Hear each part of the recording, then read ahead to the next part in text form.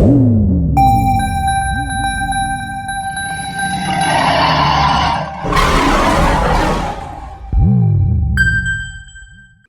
guys, welcome back to another episode of The Final Third. You have myself, Jules, Lavish, Banks, and our special guests, Anita and Daniel.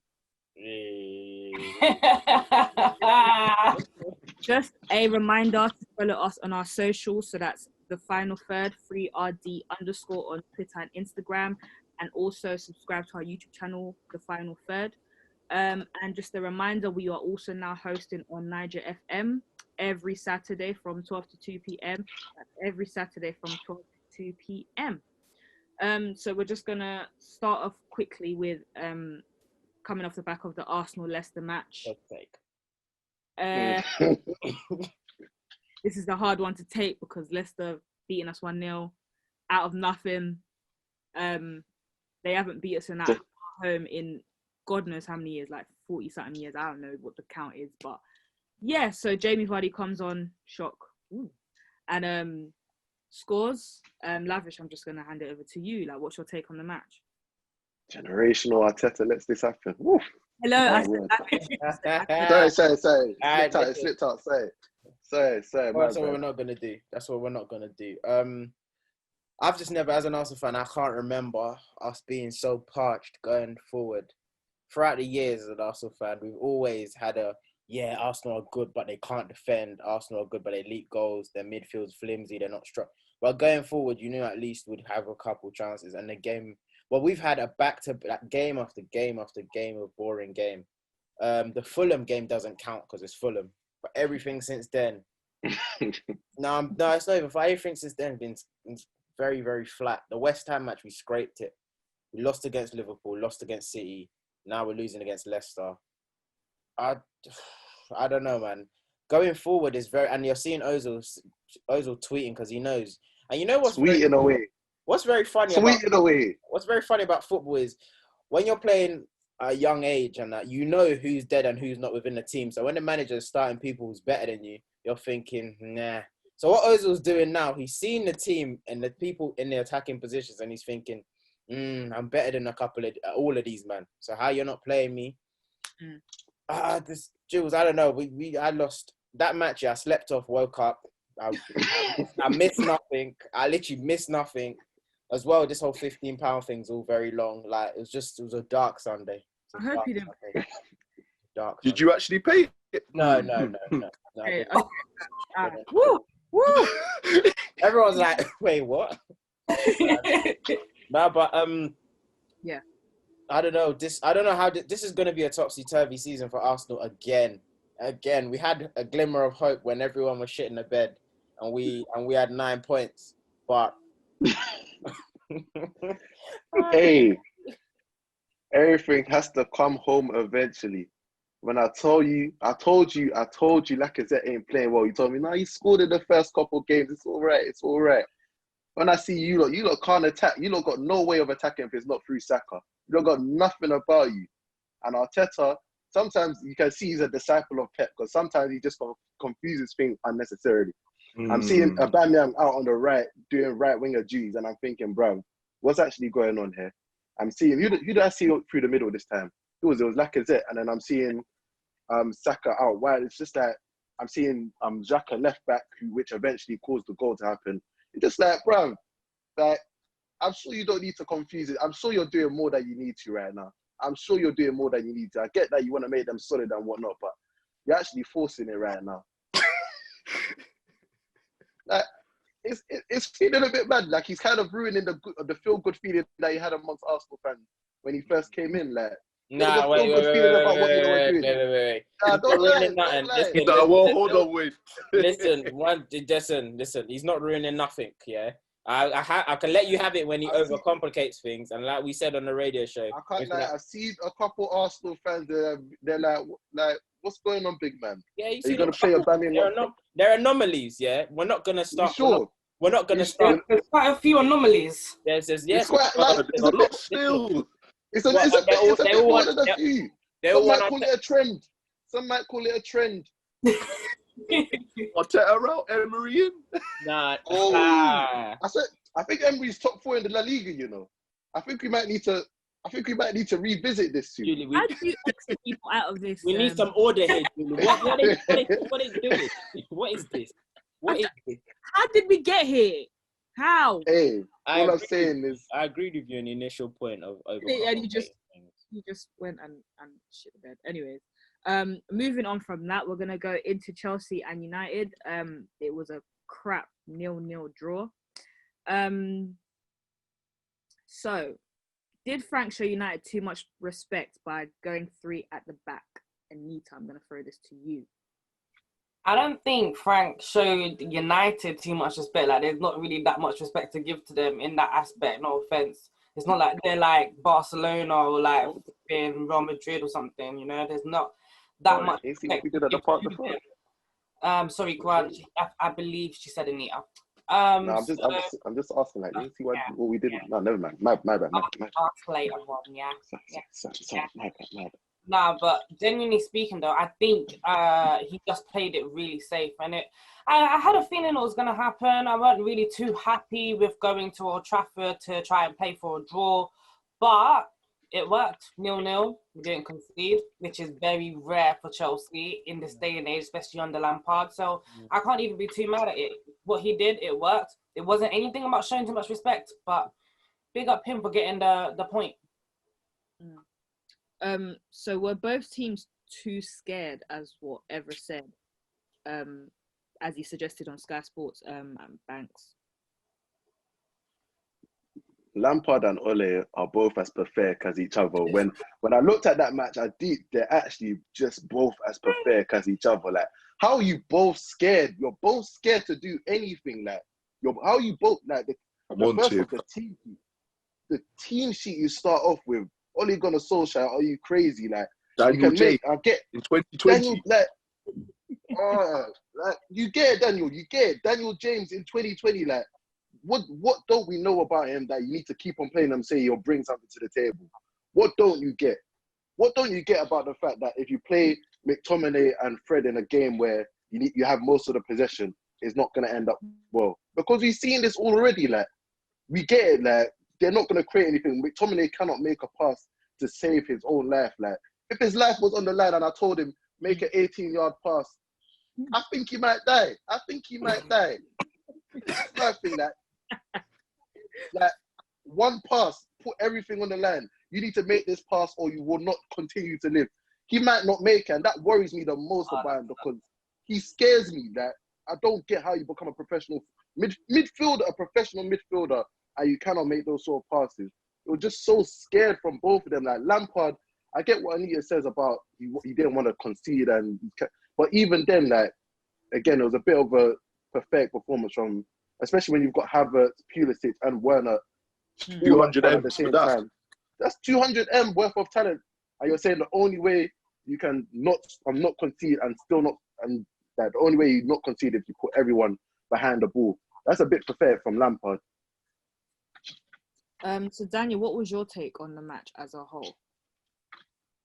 It was dead, fam. Honestly, from Dead the lineup, I'm seeing Daniel James. Like, there was one time he squared up Aspilicueta, and I'm thinking, all right, cool. Everyone's comparing this guy to Dash. Well, stop disrespecting Dash, fam. Honestly, stop disrespecting Dash, because at least my man can see that there's rapid pace there. I'm thinking either take him down the line or cut inside and do something. Man just done neither and just ran into him, thinking, I don't really know what to do here. He's dead, fam. McTominay, you see what Lampard and Mason Mount have? The news that they send to each other offline. I'm not going to get that. McTominay and Bully have it. I don't know what it is, fam. Honestly, it was dead, fam. It was honestly, it's crap. Tellez, I saw him against PSG. He whipped in like 10, 15 great crosses, and Luke Shaw can't even cross the halfway line. He's all grabbing up Reece James, fam.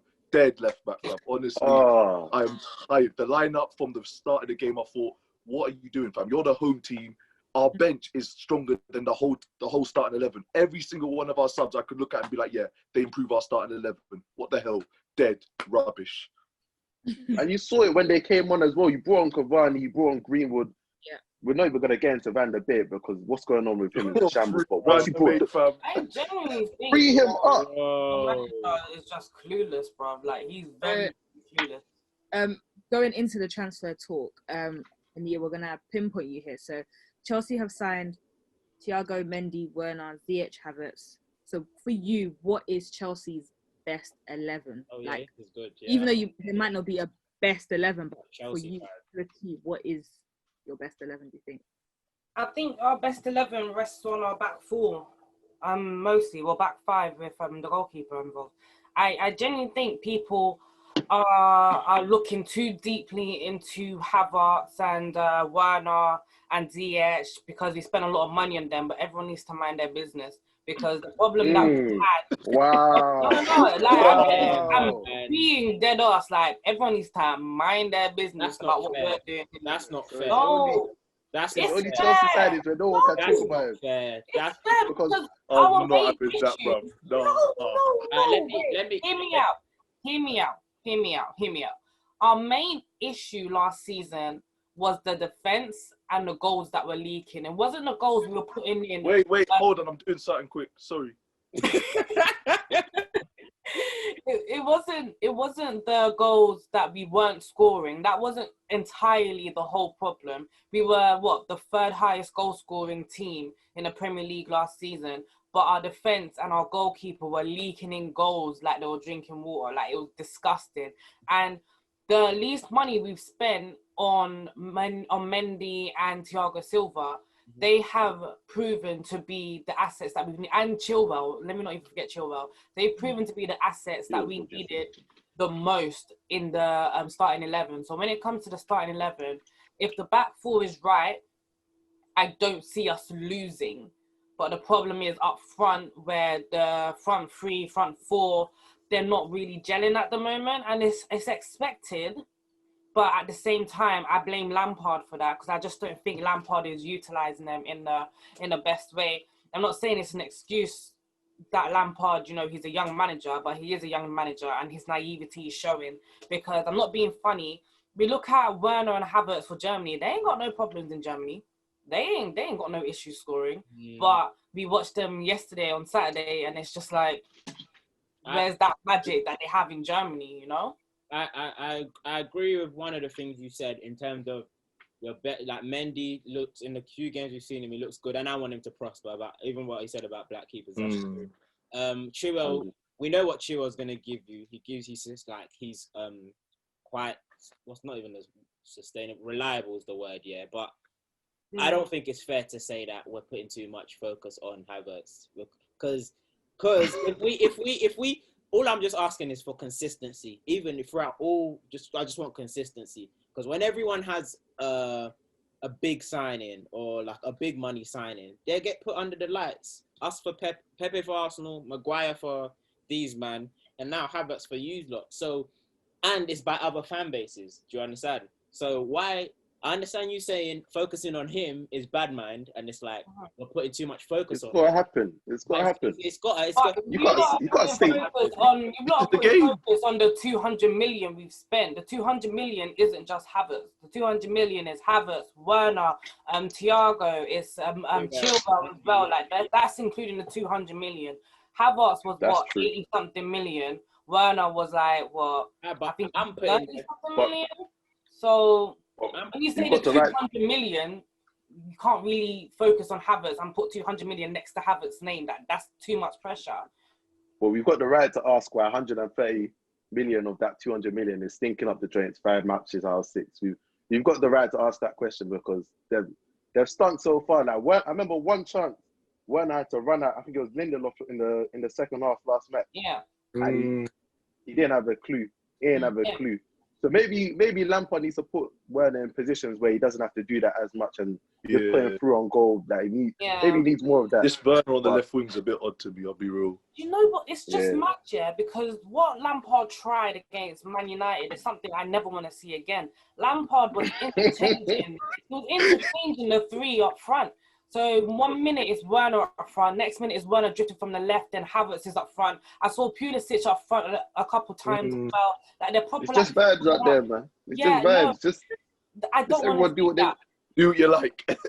Do what you like. Like a false line, and it's weird. It's really weird. It's weird. I personally, I don't think Lampard's using them correctly still, but. Yeah, I don't think that's anything to do with their abilities because we see them in Germany and they ball out in Germany. they really ball out. So we cannot say that they're not good enough. We've got to look at the manager on this point. So no minutes for new signing Van der Beek in a tight game. So why did guys? Talk about that. So Daniel, Guys. why did United sign him if he's not gonna get like a sniff in one of the biggest games so far? I'll be real. It's getting to the point where it's weird now, because in recent times I'm reading that he's trying to play Pogba as an attacking midfielder, but in order for him to do that, he's going to have to settle for coming off the bench a bit more. So it begs the question, because Pogba apparently has said to Ollie in private conversation that he doesn't want to play in the DM role. He don't feel he's at his best there, which I totally agree with. He's the best midfielder. He's our most complete midfielder. He ticks all the boxes. He's the one capable of scoring the most goals. Why are you telling him to do a Kante job? It makes no sense in it. So it is what it is. But with Van der Beek, I feel sorry for him, man, because every time he has played, he's shown us something. The Newcastle game, as he came on, he was the one that started the move for Bruno Fernandes's goal. Like, he scored on international duty. He scored on his debut. Like, the guy is already shown in the minimal amount of time that he's played that he's good. He's a good player. When him and Matt linked up in the Carabao Cup against Brighton a few weeks ago, where he flicks around the corner for Matt, like, he's shown good signs already. So for me, this bedding him in, he'll get more games. Shut up, man. Honestly, he doesn't know what he's doing, fam. I'll be real, fam. Like, the guy's a quality player, yet you're playing the likes of Daniel James over him, who's shown me nothing in the past year. It makes no sense in it, but we move. I genuinely think that United bought him just because there was so much pressure at the time because we hadn't made a signing. Yeah. I genuinely think Van der Sar got that done, not the board, not the club. Van der Sar got that done. Van der Beek was available, and he's like, as Daniel said, he's a very good player for me. He's a very good player. He's tidy, technical, and very good at keeping the ball. So it's kind of like we locked into getting him, but Ollie doesn't really know how to use him. Like, we just got him because we needed to shut Woodward and the board needed to shut up the fan somehow. So it's kind of fucked the fact that it's fucked the fact that now that he's here, that Ollie's not gonna use him, or he's saying he's gonna wait to use him, or chance to use him. For what, bro? When they put him on the camera, it's worse because he always looks like he's gonna cry. Yeah, that's it. He begs me, so sad. Smile on his face, fam. What are you smiling for, man? Ollie's all there grinning at full time with Lampard, knowing they're stealing the living. Straight down the camera, like, what are you doing, planned fam? it. This is what they wanted from the jump. They wanted that 0-0. None of them lose their jobs. They planned it. That's what they wanted. Fam, honestly. That's what free Van der Beek, man. Honestly, free Van der Beek. This is the manager Right on the version. bench. A manager version of when Morata, Lukaku, and Lacazette signed, innit? And everyone was like, "Who's gonna be the best? Who's gonna be the best?" It was who was the worst in the end, fam. Wait, sorry. Who said who's gonna be the best? Don't put Morata in there, please, because none of us. Nah, you Chelsea fans were gassing. Chelsea I fans promise you. gassing. I promise you. Julie can vouch for me. I never wanted that man. Never. He does run. Fan base was gassing that boy. That's made more bench appearances than starts. They were gassing him. But someone said that I was gassed about the cup. I'm not gonna cap. He didn't do nothing. Oh. Shema Julie's laughing, but they were gassing Lacazette, and he's all showing his ass against Leicester. He's still around. Hold that, fam. Literally, Daniel, long may it continue. So I know a lot of fans are Lampard in, Lampard out. Annie, I know like you're on the fence with this one because you're not there, but you're getting there. So do you think Frank Lampard is the right man to bring success to Chelsea? I think, oh God, it's hard because I want him to bring. Daniel, stop laughing because what's Ole done? Hey, I'll get into that in a second. Don't you worry about that. All right. Because if you want to do shots, I'm gonna do shots. You understand? Yeah. How's he gonna do me like that? I didn't say nothing. I'm sorry. I'm a bit testy at the minute. No, but genuinely speaking, I don't know how Frank Lampard can bring success to this team if he carries on the way he's carrying on. He is proven to the whole world that he's inexperienced, and I used to back it and be like, yeah, he is inexperienced, but he's making calm decisions at the minute. But the decision making that he's been doing lately, I cannot defend anymore. Like when we were, it was 0-0 with Sevilla. My man at 91 minutes brings on Tammy Abraham and who else? And Ziyech or something. Or Mason Mount. Brother. One of the two. He brought on Tammy Abraham and Mason Mount. No, Callum Hudson-Odoi and Tammy Abraham. Ha! At Free. That's 91 the way we minutes. need to free. That's who we need to bang our doors for. Bam. At 91 minutes, Callum didn't even travel on the weekend, and then Pulisic got injured. You took off Werner and Havertz already. Who could you bring in? It's sad Like he's making stupid decisions. The patience for Lampard just runs out day by day. You know why? It Because he had last season, he had more patience and more time on his hands because he had no transfers, he had the youth and everything. But now they've given you the bag, yeah. And Chelsea fans, and they're right to say this, but Chelsea fans said like this kind of has to be a title push year in terms of like a title challenge year or just progress in any way, shape. But you don't see it. I don't see even Liverpool and Man City are coming off the pedal a bit. I don't think Chelsea can close that gap with the way Lampard's closing. And it's sad because this proper players are good enough to do something. But it's funny though. Like it's funny you say that, Lavish, because the thing is, Chelsea fans already know that getting a title this year is scarce and it's a very scarce sport. Like we don't think that that's actually going to happen. Having a title run would be nice, but you know, it's Man City and Liverpool. They're still miles ahead of us. The thing is that we want is to just see some sense of direction. If you're showing us week in, week out that you don't know what you're doing, it's kind of like, sorry, we're going to get onto you. Like, you don't know what you're doing. It's becoming a bit evident. Last season, we let it slide because you have the youth. This season, you have the players that you wanted. You went to go and ask for them, and Roman gave them to you. And now we are basically telling Lampard how to play his players, and he's still not playing them the way that he needs to be played. It's getting ridiculous now. That's the issue. It's not about getting a title push or like chasing a title, whatever. It's about showing us you're trying to build something. At the minute, it's Mason Mount, inshallah. Like, it's weird. weird. So I'm going to throw it out to Daniel too. So do you think Ole is the right man to bring success to you now? No, I'll be real, no. I'll be so honest. Can he get us top 4? That part of the rebuild, yes. I think Ole can do that. He's gotten the best out of certain players like your Rashford, your Marshalls. The way he's handled the goalkeeping situation recently by bringing Henderson back and De Gea. Like, I'm not Ole's biggest fan, but like I said, I'll give him credit when credit is due. Like, as bad as we were in large parts of last season, he got us 3rd place. As inept of a coach, as a tactician as I think he is, he got wins against PSG. So, again, it's one of them things where I'm not his biggest fan. Like, when Ole first came in, he said, oh, let's build a team around Pogba. Pogba's my captain, more or less. And all of a sudden, we've gone from that, where Pogba was scoring all the time, to all of a sudden in a double pivot, and now man's on the bench. The guy's a liar, fam. You don't know what you're doing, fam. Honestly. I'm seeing McTominay starting games week in, week out. After we brought the likes of Bruno Fernandes, we had Pogba, we got Van der Beek, and I thought, yes, I will not see McTominay starting games week in, week out ever again. And now he's starting him and Fred together. It just doesn't make sense, bro. Like, honestly, I do think he could get us to the next step of the rebuild, which is to get top 4. But in terms of winning leagues, he's nowhere near. He's nowhere near. He needs to get out the door, fam. Poch in. So I'm going to... Poch in! Of course. Okay. Bring that boy home. Do you know how natural Poch looks at Old Trafford?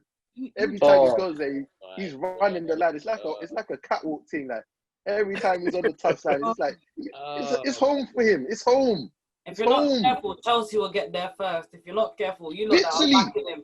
After the PSG thing, Ole this, Ole that, tactician, blah, blah, blah. You think the board ain't watching your tweets? Psh, watch. Ole you for the next 5 years, fam. Get out, fam.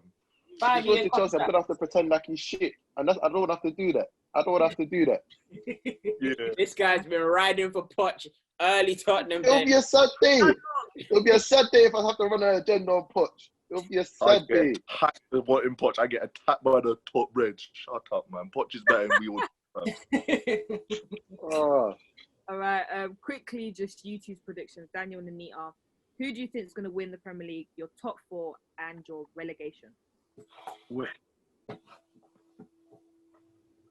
Can Daniel go first? Yeah. Sure. Oh. Anita? He's muted. He's muted himself. Fair pressure to go first now, huh? He's muted himself. He muted Or you himself. can just Wait, you're coming back, you're coming back, you're coming back, you're coming back. Uh-huh. Sorry, what was the question? who do you think is going to win the league? Your top 4 prediction and relegation. Let Anita go first. Because he's talking. You can just do one if you like. It doesn't have to be. Okay. Okay, I'll do my top 4 in no particular order, yeah? Yeah. Okay. Liverpool, Man City, Chelsea, Tottenham. Fair. Tottenham. In no particular order. I haven't ever heard this before, so yeah. Tottenham. Daniel, your predictions? Liverpool, City, Chelsea, Tottenham. I'll be real. You're the first United fan to not put yourself there, you know. Wow. We'll finish 5th. If I had to give us a prediction, we're 5th. I rebuke it in Jesus' name. Tottenham. You think Arsenal's about Tottenham? I never want. See, this is why we get mad. This is. What did I say? I just said I rebuke Tottenham. I was asking. You lot don't provoke me this night. Hold on. What shirt are you wearing? Oh, France jersey. I don't wear my Nigeria jersey. Okay, because I'm looking at the bird there, and I was looking at you a bit funny. Yeah, still. it kind of resembles, innit? Kind of resembles the Tottenham. They say you're repping Tottenham. They say you're looking a bit. They say you're looking funny, Chef. You're looking funny You out are here. looking funny. You're looking still. funny out here, Chef. He's not even cracking a smile. Nah, He man. doesn't want to show the lower half of his top. He knows what he looks like. He doesn't want to show the lower half of his top. He's sick. You know he's sick. Because everyone knows it's a France kit. Tell me it's a damn top. I can't even That's wear what it. you claim. All right. Thank you guys for watching. Make sure you like, comment, subscribe. Thank you, Anita, and thank you, Daniel, for coming on. And we will see you in a next episode.